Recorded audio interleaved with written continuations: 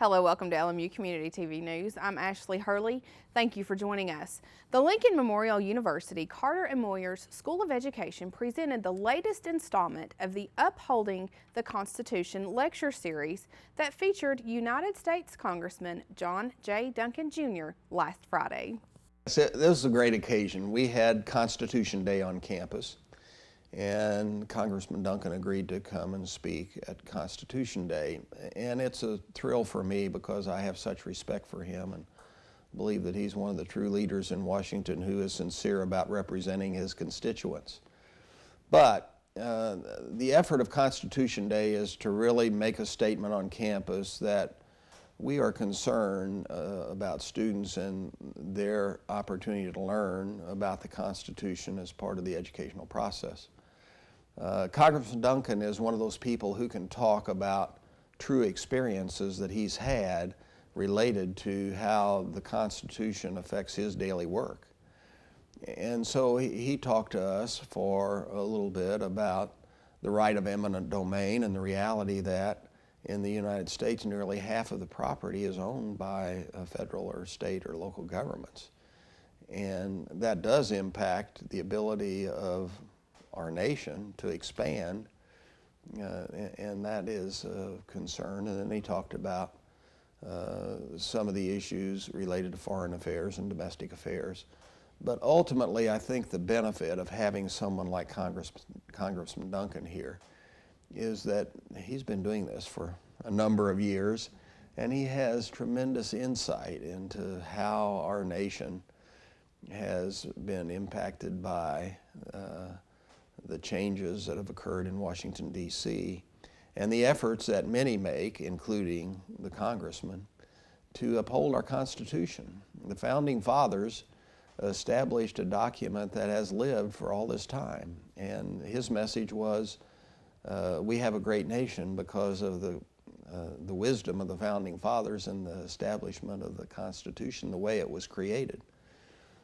He also brought a very important message, I think, to the students here, and that is there are in our lifetimes things that influence the decisions that we make. And he thinks a full knowledge and understanding of why our government operates the way it does is helpful to every person, not just those who go into politics.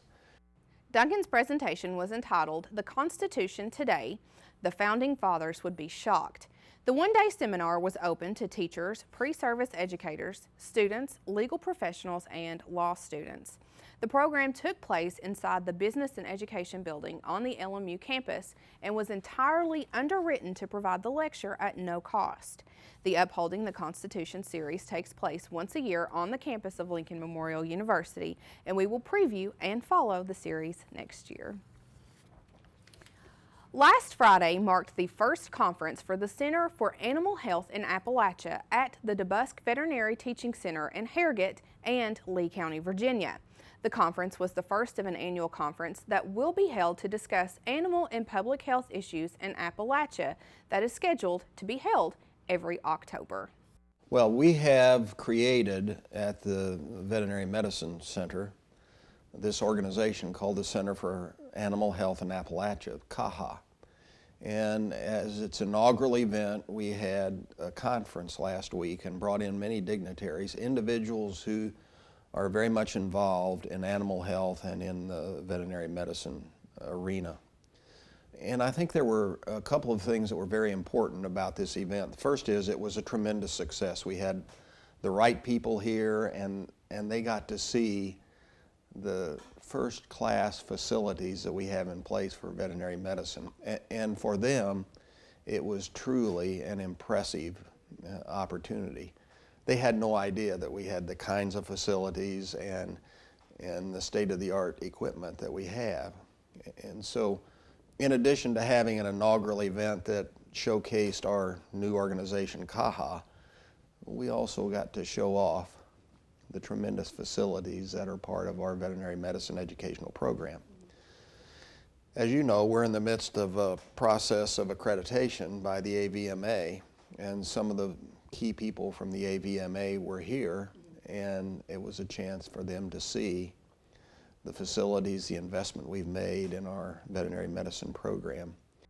The mission of the Center for Animal Health in Appalachia will involve the release of an annual report on the state of animal health in Appalachia, plus wide-ranging presentations and discussions on new cutting-edge issues. It's of tremendous importance to us is the reality that there's a tremendous shortage of veterinarians in the Appalachian region. And part of the reason for that is we have sparse population and it's difficult to establish a veterinary practice.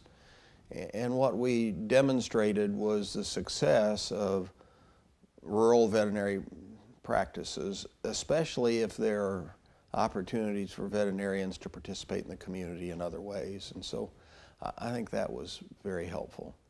The other thing that I think is important about the message that we delivered through CAHA is that Lincoln Memorial University is truly committed to the Appalachian region, and we want to produce graduates of this institution who are prepared to go to work in rural America.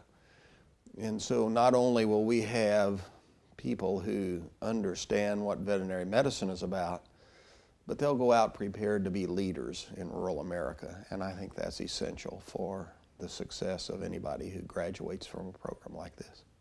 The goal is to inform and pull together innovative ideas to help the veterinary profession, human health care, government, and higher education better meet the acute needs of the people and animals of the Appalachian region. As Breast Cancer Awareness Month continues, a pink tie masquerade ball was held Friday evening at the Pine Mountain Resort State Park. All funds from the masquerade ball go to the Susan G. Komen Foundation. The events held will follow the huge success of Paint the Mall Pink that is held annually at the Middlesboro Mall. Also held was a special tree lighting ceremony and balloon release in honor of breast cancer survivors here in the community.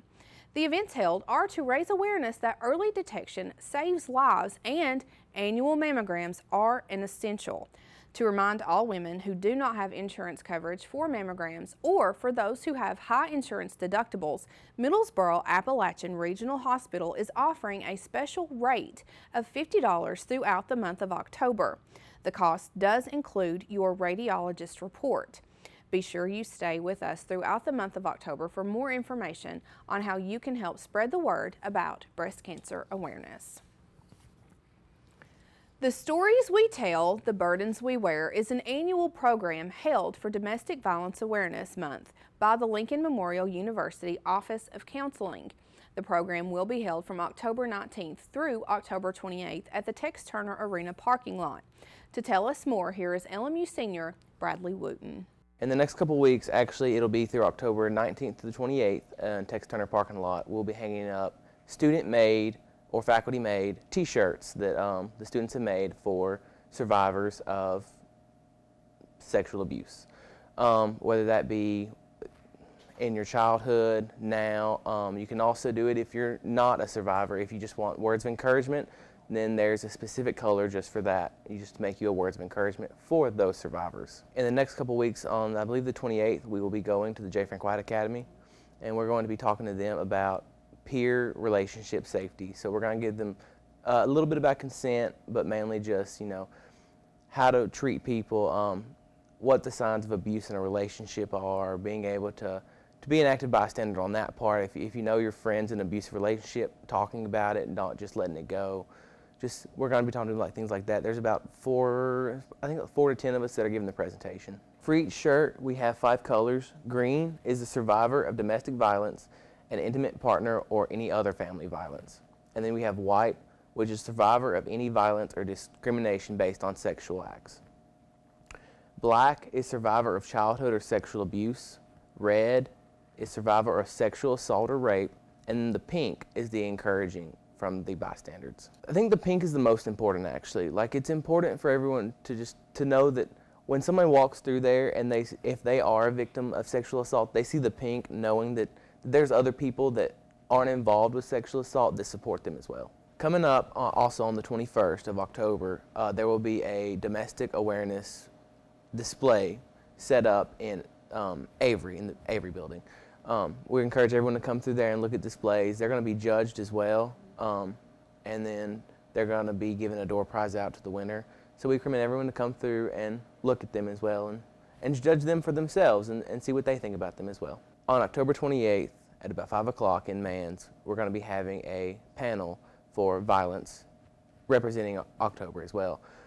There's going to be one victim of domestic violence, one advocate there, the district attorney is going to be there, and Cesar Gracia is going to be there as well, and he's the safety coordinator for LMU. He's over all that as far as we go. I would say that there's nothing better than being an active bystander. If you see something, say something, and that's what we're really good about as far as getting people involved. And a lot of people have this negative connotation about getting involved with it, like, you know, it doesn't happen or it's not real, but it is. So I think the best part is you get involved. It's not that big of a deal. It's if you just get involved and help. If you have a story to tell, design a shirt and hang up your burdens. T-shirts can be picked up and dropped off at Avery Hall, Grant Lee, DCOM 2nd floor, and Mann's 3rd floor. For anyone who wants to design a shirt, remember they are anonymous and you do not have to put your name on them to enter. The T-shirts need to be returned by Monday morning or by Monday afternoon to any of the named locations, and be sure you tune in as we continue to follow Domestic Violence Awareness Month. Well, coming up after the break, the Veterinary Technology Dog Show was held over the weekend, and we are going to tell you about the newest segment coming to LMU Community TV after the break.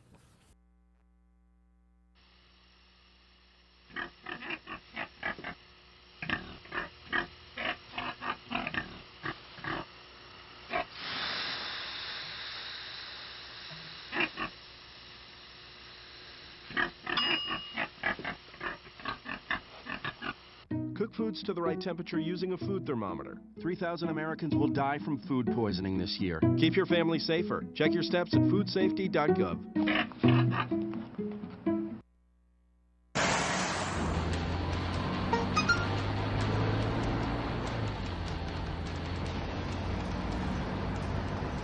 The average text takes your eyes off the road for nearly 5 seconds.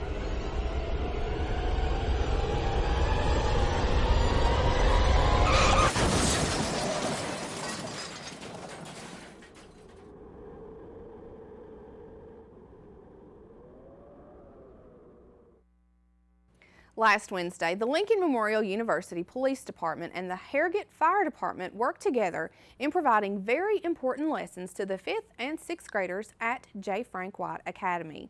Officer Alan Powers and Fire Safety and Prevention Director Jamie Snow gave a lesson to the students on the importance of stranger danger and what they are to do if they encounter someone they do not know on campus or even outside of the school atmosphere.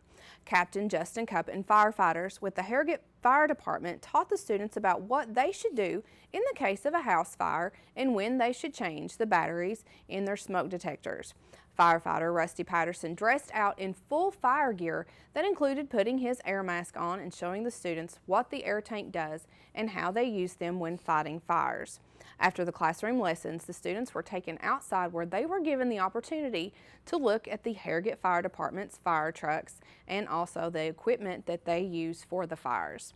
A big thanks to the police department and fire department for providing such important lessons to the students.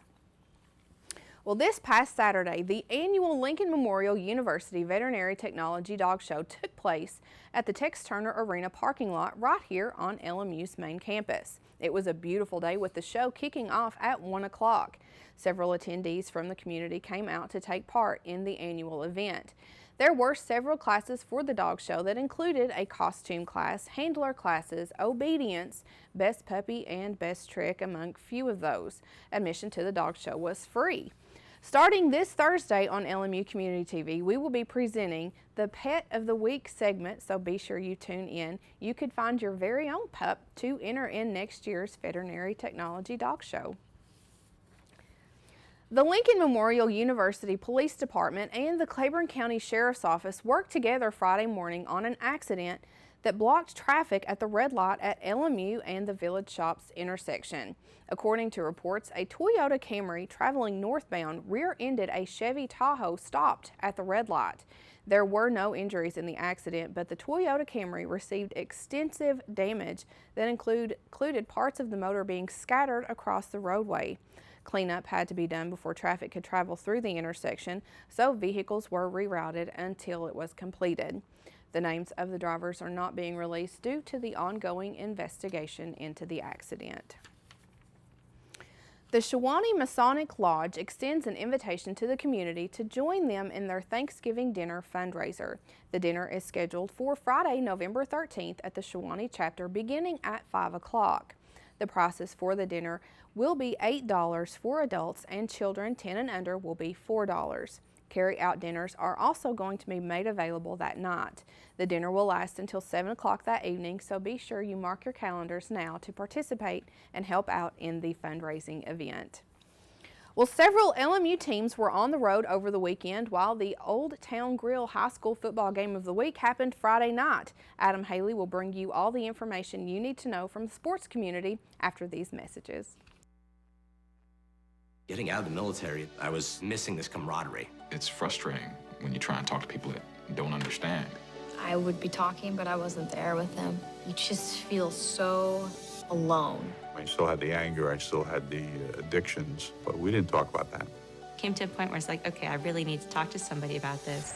Family more or less encouraged me, go to the VA, you're a veteran, see what they can do to help you. When you have family, friends, when you have the facilities like the VA and the Vet Center, it gives me, it gives others encouragement to keep moving forward. It's okay to go get help. It's okay to talk to people, because it takes true strength to ask for help. Talking with other veterans was the best method for learning the roadmap to success. Hear veterans' real stories of strength and recovery at maketheconnection.net.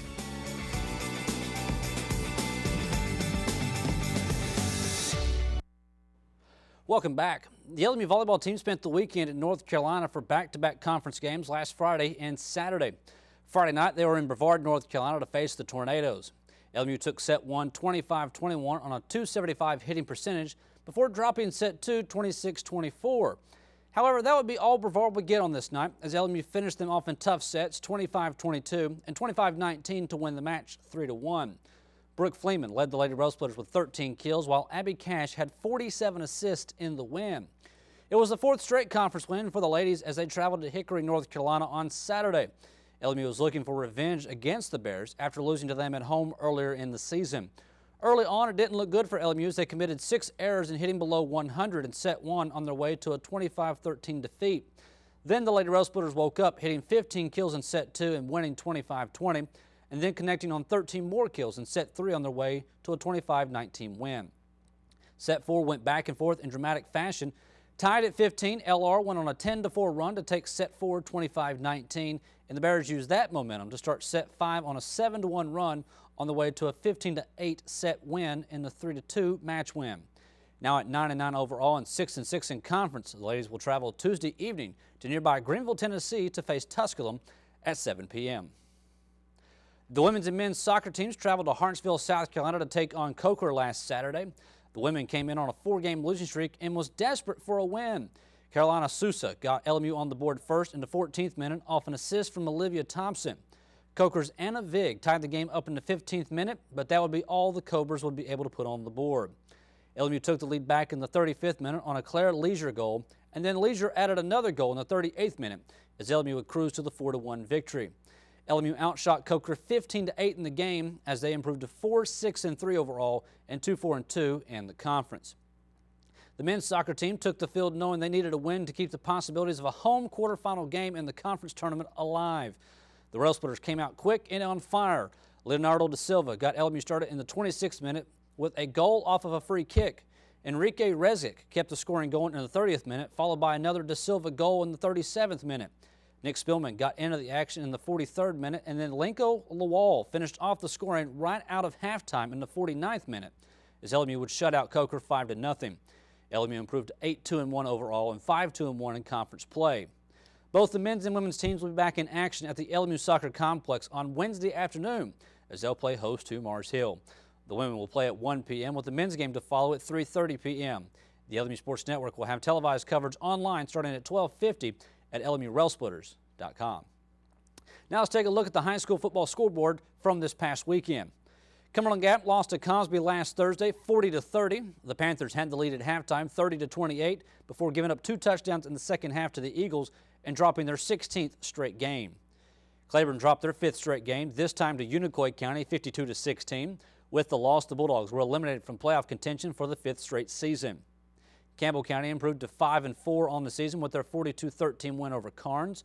The win sets up their matchup with Oak Ridge in 2 weeks as a game for second place in the region, as well as a home playoff game. Jellicoe fell to Sunbright 37-26. It was the Blue Devils' 17th straight regional loss dating back to 2012. And Hancock County lost to Cloudland 66-14. With the win, Cloudland clinched the Region 1 championship, while Hancock County, with the loss, is ensured of going on the road for the first round of the playoffs. In Kentucky, second-ranked Danville shut out Middlesboro 56-0. Danville's quarterback Zach Dampier was 9 of 12 in the game for 168 yards and 4 touchdowns. It was the first time Middlesboro had been shut out since 2012. Corbin upset 6th-ranked Bell County 34-20. Bobcat running back Trayton Humfleet rushed for 119 yards on 23 carries, but it was the Red Hounds' rushing attack that did the damage, accounting for 264 rushing yards in the win. And Pineville lost to Williamsburg 50-15. The Yellow Jackets running back Austin Husky ran the ball 9 times for 103 yards and 1 touchdown. And the 50 points was the most Williamsburg has scored in a game this season. And finally in Virginia, Twin Valley picked up their 5th win of the season at the hands of Thomas Walker, 39-14. We will preview the games coming up this weekend on our weekend edition of LMU Community TV Sports. The Sprint Cup Series was in Kansas this past weekend for the Hollywood Casino 400 in the second race of the contender round. Brad Keselowski won the pole and led for 28 laps, but eventually finished 9th. Keselowski's teammate Joey Logano, as well as Joe Gibbs Racing driver Matt Kenseth, were the class of the field, combining to lead 195 of the 269 laps. Kenseth was leading Logano with 5 laps to go when they approached lap traffic. Kenseth was trying to get around as well as block Logano when Logano spun Kenseth out in turn 1 on the way to his 5th win of the year. Kenseth finished 14th. Denny Hamlin took 2nd, followed by Jimmy Johnson, Casey Kane, and Kyle Busch. Logano remains the only driver that's clinched his spot in the 3rd round, while the other 11 will have to go to Talladega next Sunday for the final race of the 2nd round. Kyle Busch, Ryan Newman, Dale Earnhardt Jr., and Matt Kenseth are currently the 4 drivers in the elimination spots. Now that's all for sports, but stay tuned after the break as Joseph Lewis will let us know how Goosebumps, Bridge of Spies, and Crimson Peak did in their opening week when he brings you the box office report when we return here on LMU Community TV News. She couldn't wait. She had imagined the day for as long as she could remember. The anticipation had been building. The shopping, the dress, the jewelry. Celebrating with her friends would be the sign that they had finally made it.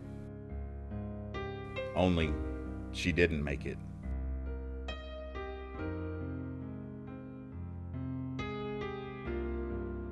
According to MAD.org, teen alcohol use kills 4,700 people each year.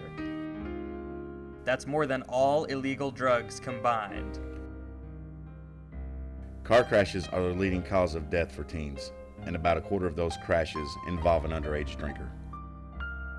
Don't add to these statistics. Take a stand against underage drinking. The future is in your hands. Hello, I'm Joseph Lewis, bringing you all the latest information in the world of movies. Tops at the box office this weekend were led by the kid-friendly horror comedy Goosebumps, making its debut at number 1 with $23 million.